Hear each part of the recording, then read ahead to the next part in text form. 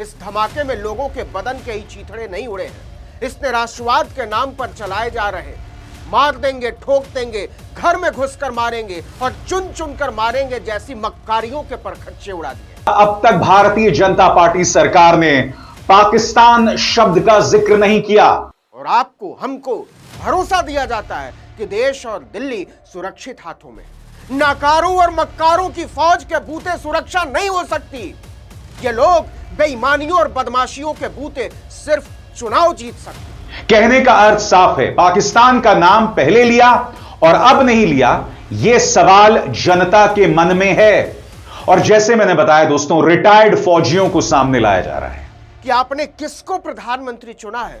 वो जो पुलवामा हमले के दौरान जंगल सफारी के मजे लेता है, शूटिंग करवाता है। पहलगाम में जब पर्यटकों पर आतंकी हमला होता है तो प्रधानमंत्री सऊदी अरब में झिंगा लाला कर रहे थे। दिल्ली धमाके से पहले मोदी जी बिहार में चुनावी दौरा कर रहे होते हैं। और अब अगर हम पाकिस्तान को कटघरे में नहीं रख रहे हैं तो वो मैच्योरिटी कैसे हो गई? और पहले कटघरे में रखा था तो वो मैच्योरिटी कैसे हो गई, या वो इमेच्योर क्यों नहीं थी? देश को पहली बार ऐसा गृह मंत्री मिला है जो अपने आधिकारिक बयान में सूत्रों का हवाला देता है। समझ नहीं आता है कि वो देश के गृह मंत्री हैं या किसी टीवी चैनल के संवाददाता। आज मैं बीजेपी सरकार से एक सवाल पूछना चाहता हूं। क्या आप इसलिए इसे आतंकवादी हमला नहीं बता रहे ताकि जब इतिहास में इस घटना को लिखा जाएगा तो आप यह कह सकेंगे कि दिल्ली में कोई आतंकवादी हमला नहीं हुआ? भारत का सुरक्षा सलाहकार एक नकली जेम्स बॉन्ड है जो राजनीतिक प्रवचन देता फिरता है। अमित शाह को इतिहास सबसे निकम्मे गृह मंत्री के तौर पर याद करेगा। पहलगाम से पुलवामा और दिल्ली तक नरेंद्र मोदी की छाती पर चढ़कर गरबा करते हैं आतंकवादी। बिहार में दूसरे फेज की वोटिंग से ठीक एक दिन पहले दिल्ली में धमाका होता है। दिल्ली के दिल में धमाका होता है, यह कहना चाहिए। पिछले 11 साल से प्रधानमंत्री मोदी जिस जगह पर तिरंगा फहराकर देश के सुरक्षित हाथों में होने की लफ्फाजियां करते हैं, उस जगह पर धमाका होता है। इस धमाके का संदेश बहुत बड़ा है। यह धमाका मोदी के सीने पर हुआ है। यह सीधे सीधे प्रधानमंत्री नरेंद्र मोदी के इकबाल को चुनौती है। इस धमाके में लोगों के बदन के ही चीथड़े नहीं उड़े हैं। इसने राष्ट्रवाद के नाम पर चलाए जा रहे मार देंगे, ठोक देंगे, घर में घुसकर मारेंगे और चुन चुन कर मारेंगे जैसी मक्कारियों के परखच्चे उड़ा दिए हैं। आप कह सकते हैं कि ब्लास्ट पर राजनीति नहीं होनी चाहिए, लेकिन जनाब यह विशुद्ध राजनीति है। इस धमाके की जड़ में ही राजनीति है, क्योंकि सिर्फ और सिर्फ राजनीति की वजह से पिछले 1-1.5 महीने से दिल्ली भगवान भरोसे थी। दिल्ली को चलाने वाला कोई था ही नहीं, बल्कि कहना चाहिए देश को चलाने वाला ही कोई नहीं था। बिहार चुनाव के ऐलान के साथ ही प्रधानमंत्री मोदी के साथ दिल्ली का पूरा सरकारी अमला बिहार के इलाकों में चुनावी पर्यटन पर निकल गया। प्रधानमंत्री मोदी बिहार में थे, रक्षा मंत्री राजनाथ सिंह बिहार के दौरे पर थे, दिल्ली की मुख्यमंत्री रेखा गुप्ता तक अपने सूबे को बेहाल छोड़कर कमल खिलाने के लिए कीचड़ में गोता लगाने बिहार पहुंच गई थी। और आपको हमको भरोसा दिया जाता है कि देश और दिल्ली सुरक्षित हाथों में है। नाकारों और मक्कारों की फौज के बूते सुरक्षा नहीं हो सकती। ये लोग बेईमानियों और बदमाशियों के बूते सिर्फ चुनाव जीत सकते हैं। यह तो गनीमत है कि बिहार में दूसरे फेज के लिए चुनाव प्रचार खत्म हो चुका था, नहीं तो मोदी सरकार का एक मंत्री दिल्ली में नहीं मिलता। दिल्ली धमाके के फौरन बाद प्रधानमंत्री मोदी एक शोक संवेदना का ट्वीट जारी करके छुट्टी पा लेते हैं। एक आतंकी घटना पर पूरी कांग्रेसी सरकार को सवालों के तीरों से बींध देने वाले नरेंद्र मोदी के सीने पर ब्लास्ट होता है और चेहरे पर शिकन तक नहीं आती। धमाके के दूसरे दिन देश के निकम्मे प्रधान की दिनचर्या की शुरुआत बिहार चुनाव के दूसरे फेज की वोटिंग के लिए प्रेरणा संदेश जारी करने के साथ होती है। इसके बाद दूसरे ट्वीट में वो अपने आलीशान उड़न खटोले के साथ मुस्कुराते हुए तस्वीर जारी करते हैं।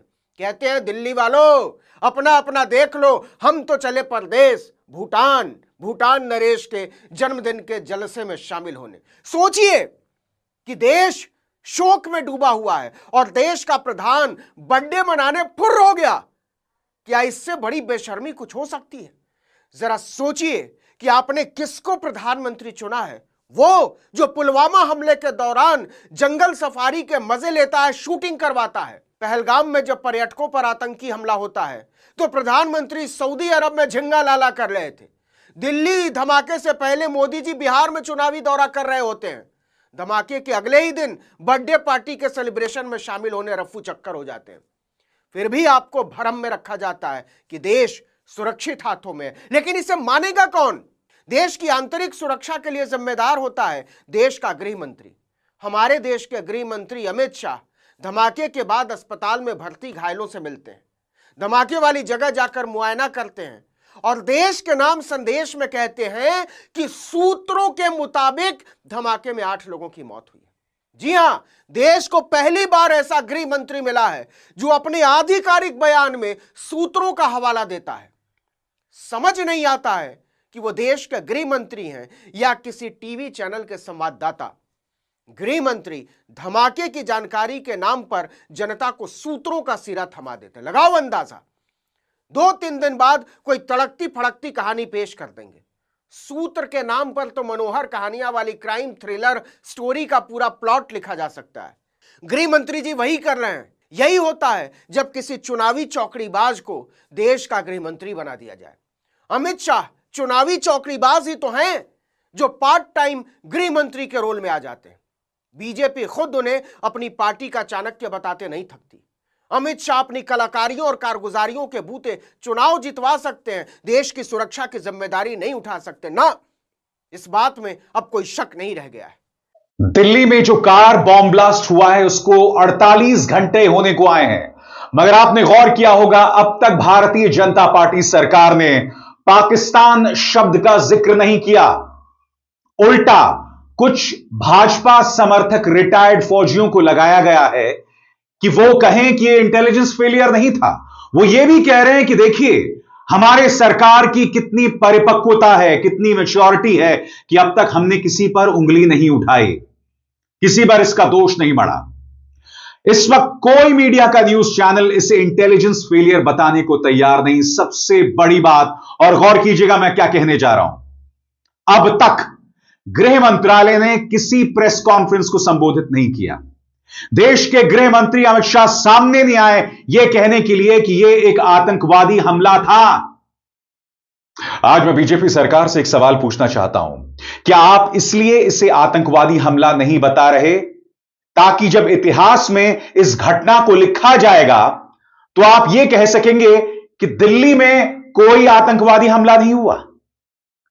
और आपका रिकॉर्ड जो आप दावा करते हैं कि किसी भी शहर में हमारे सत्ता में आने के बाद कोई बड़ा आतंकवादी हमला नहीं हुआ, वो बेदाग बना रहे। हालांकि इसमें भी आंशिक सत्य है और आगे जाके मैं बतलाऊंगा। यह सवाल ना सिर्फ सरकार से है बल्कि यहां के पालतू मीडिया से है।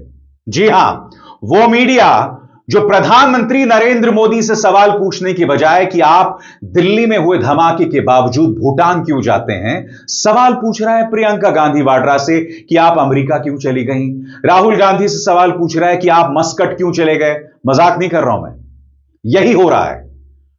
आप कहीं पर भी इंटेलिजेंस फेलियर शब्द नहीं सुनते हैं। और जैसे मैंने कहा, कुछ रिटायर्ड फौजियों को लगाया गया है इस काम में कि वो सरकार का बचाव कर सकें। कैसे?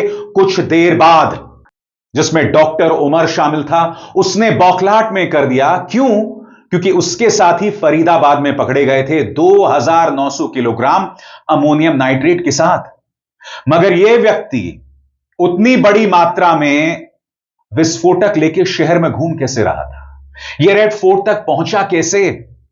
और उससे भी बड़ी बात जो सवाल हमें पूछना चाहिए कि वो 2900 किलोग्राम अमोनियम नाइट्रेट फरीदाबाद पहुंचा कैसे? और इस मुद्दे पर अब तक गृह मंत्रालय ने कोई प्रेस कॉन्फ्रेंस नहीं की है।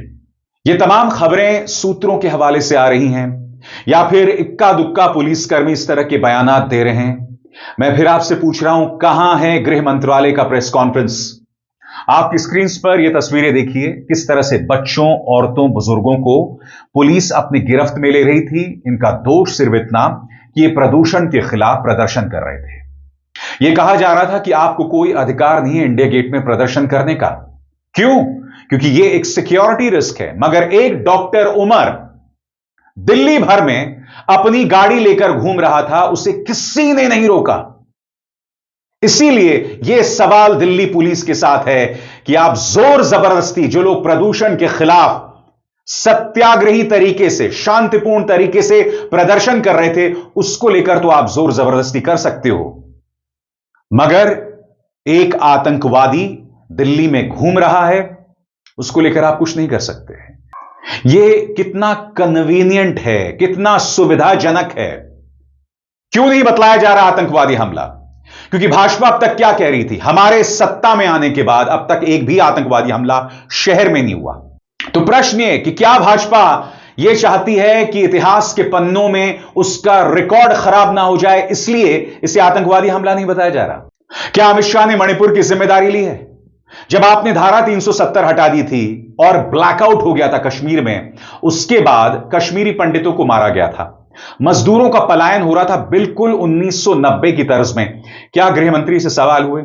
दिल्ली के दंगे हो गए, गृहमंत्री से क्या सवाल हुए बताइए? पहलगाम हमला हुआ, भाई जहां पर यह हमला हुआ था वहां पर एक भी सुरक्षाकर्मी नहीं, एक भी सुरक्षाकर्मी नहीं।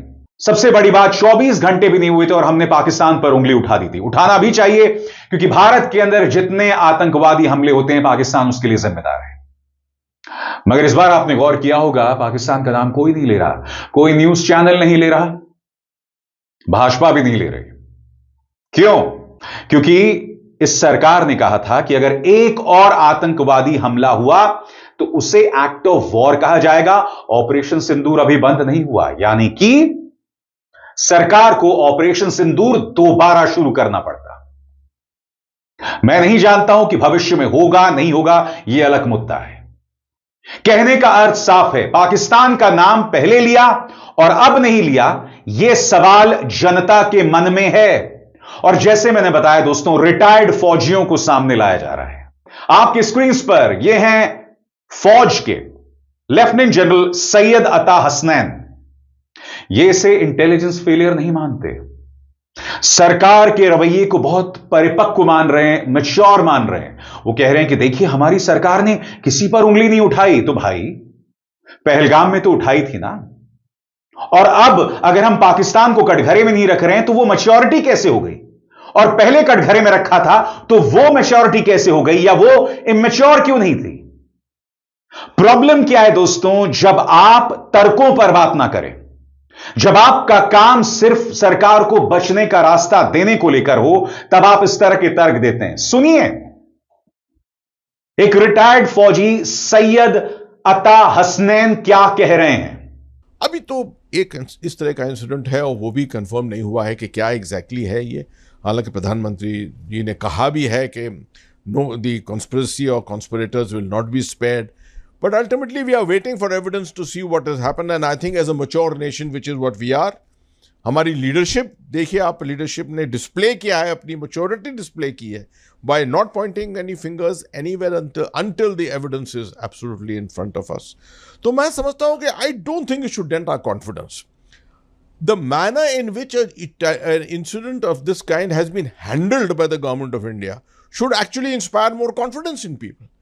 क्या इन्होंने सवाल पूछा कि प्रधानमंत्री नरेंद्र मोदी भूटान क्यों गए, वहां से उन्होंने बयान क्यों जारी किया? क्योंकि एक सवाल इस पर भी होने वाला है आगे जाकर।